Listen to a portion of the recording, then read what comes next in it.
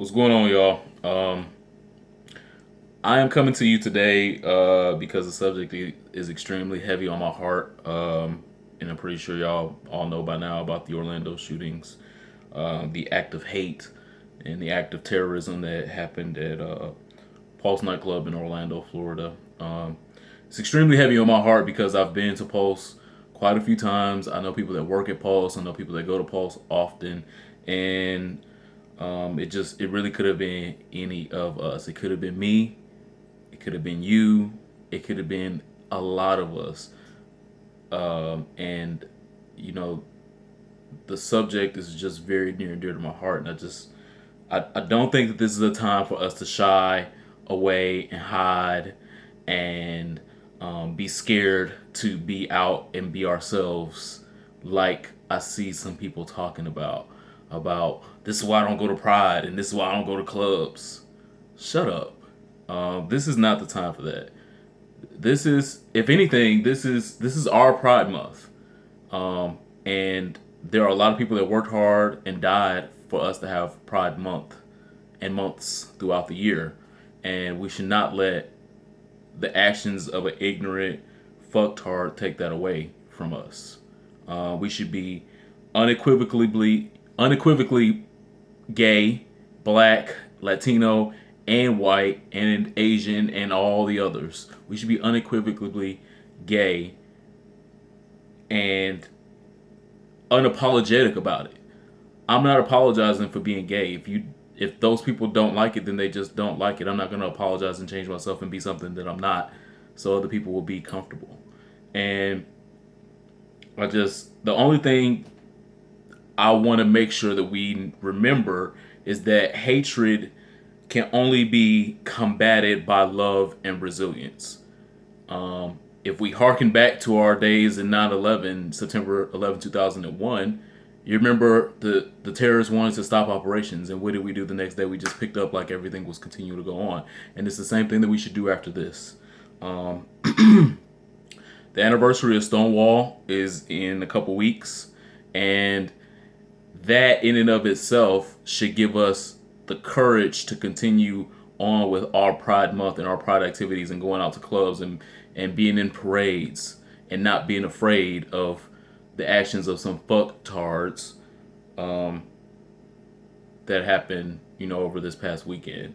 I shudder to imagine what those people during Stonewall, those lesbians, those gays, those transgenders, what if they got too scared to stand up and to go back to a club that they were oppressed at, or that they were abused at, or had other heinous activities happen to them at?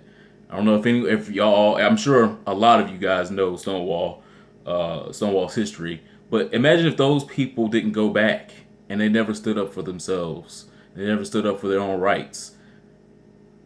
We wouldn't even have prides. Because the whole reason that Pride it was initiated a year later was because of the events of Stonewall. So imagine that they did not take a stand and they didn't continue on being unapologetically gay. Then we wouldn't have Pride. We wouldn't have a Stonewall Inn. Stonewall Inn wouldn't be what it is today. It's on the precipice of being named a national monument. A gay bar being named a national monument. Can you imagine that? I mean, and it's funny that the same people that are saying we shouldn't go back to gay bars and go to gay clubs forget that this happened at a straight club in November 2015. If you remember the Paris attacks, straight clubs, concerts, remember that? Did that stop them from going back out? No, they pushed forward. They grew some balls and they didn't let the terrorists win, and we shouldn't let the terrorists win either. Um, I don't like the idea that we're making a celebrity out of the shooter. I hate that. I hate that we make a martyr and a celebrity out of some of these people when there are low class pieces of shit that we shouldn't even fucking remember.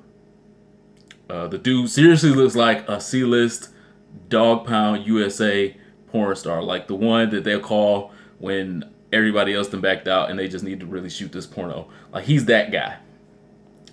And I saw a lot of people sharing this picture and saying he himself looks gay, and that is true. I saw some people saying extremely dumb and ignorant shit on the internet, and it infuriated me enough to delete some people and block some people and to remember who they were, so when I see them in person, I know we shouldn't interact the way that I probably would with other people, because you're just too fucking dumb for me to hang out with. Um, but the important part is, if you have dumb shit to say, if you have ignorant shit to say in a time of tragedy like this, if you have nothing positive and important to say, just shut the fuck up. Just log out, log off, go for a run, go do something else with your time if you don't have anything positive to say in the midst of these tragedies. People's mom are looking for them still and wondering and hoping that they're alive. And you want to get on the internet and say dumb shit to disgrace their memory.